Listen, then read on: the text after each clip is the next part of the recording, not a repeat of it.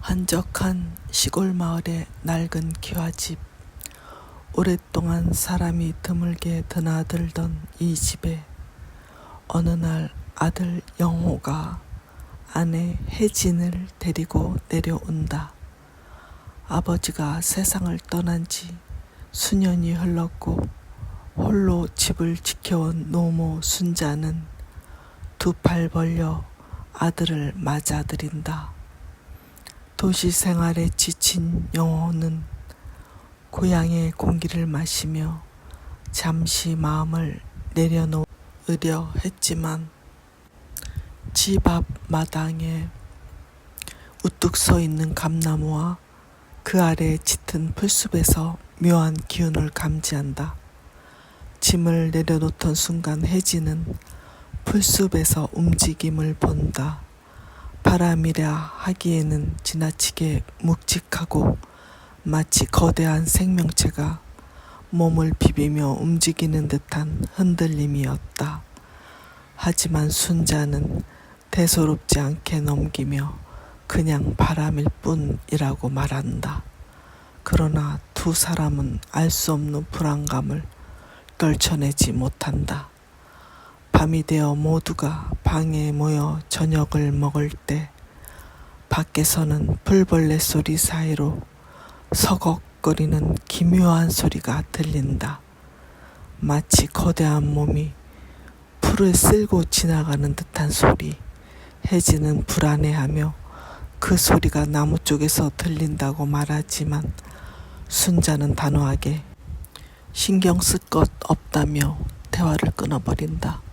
그러나 그녀의 얼굴에는 분명 뭔가를 감춘 듯한 어두운 그림자가 스쳐 지나간다.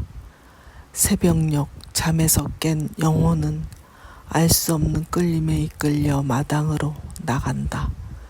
달빛이 드리운 감나무 아래 또아리를 튼 거대한 구렁이가 모습을 드러낸다. 길이가 2~5미터는 좋게 되어 보이는 거대한 몸, 날름거리는 혀, 그리고 인간을 향한 것 같은 날카로운 시선. 영호는 공포에 질려 뒷걸음질 치지만 그 순간 뒤에서 어머니 순자가 나타나 봤구나 라며 의미심장한 말을 남긴다. 방 안으로 들어온 순자는 무겁게 입을 연다. 그녀의 고백은 충격적이었다. 순자에 따르면 그 구렁이는 단순한 뱀이 아니라 이미 세상을 떠난 영호의 아버지와 깊은 연관이 있다는 것이다. 남편이 장례를 치른 날부터 감나무 밑에 자리 잡은 그 구렁이는 해마다 제삿날마다 더 가까이 집으로 다가왔고 아무리 쫓아내려 해도 떠나지 않았다고 한다. 순자는 확신했다. 그것은 단순한 짐승이 아니라 남편의 혼령이 깃든 존재라고. 믿을 수 없는 이야기였지만 이웃 노인도 비슷한 말을 전한다.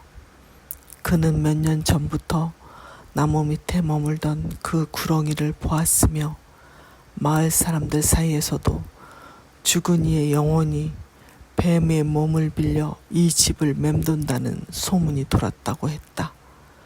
노인은 마지막으로 건드리면 안 된다고 경고한다. 그러나 그날 밤 폭우가 내리면서 사건은 절정으로 치닫는다. 천둥 번개 속에서 구렁이는 마치 결심이라도 한 듯 집 가까이 기어 들어온다. 창문 너머로 뱀의 거대한 머리가 어른거리고 혜진은 공포에 질린다. 영호는 더는 참을 수 없다는 듯 횃불을 들고 마당으로 나가 구렁이와 마주선다. 번개가 번쩍일 때 뱀의 눈동자 속에서 사람 얼굴 같은 형체가 비친다. 그것은 분명 아버지의 모습이었다. 당신이 정말 아버지라면 왜 우리를 괴롭히는 거냐? 라는 영호의 절규와 함께 구렁이는 몸을 치켜 세우며 돌진한다. 영호는 본능적으로 횃불을 휘두르고 불꽃이 뱀의 몸을 스친다. 그 순간 짐승답지 않은 비명 같은 울음소리가 울려 퍼지고 이어 깊은 정적이 찾아온다. 비가 그친 새벽, 감나무 아래에는 구렁이의 흔적만 남아 있었다. 거대한 비늘 하나가 젖은 채 떨어져 있었고 순자는 그것을 두 손에 쥔 채 오열한다. 이제 정말 가버리셨구려 라는 그녀의 절규는 그것이 단순한 짐승이 아니었음을 암시한다. 무너져가는 감나무와 함께 드리운 새벽 햇살 속에서 영호와 혜진은 더 이상 아무 말도 하지 못한 채 그 자리를 바라본다. 모든 것이 끝난 듯 보였지만 공기 속에는 여전히 설명할 수 없는 긴장감이 남아 있었다.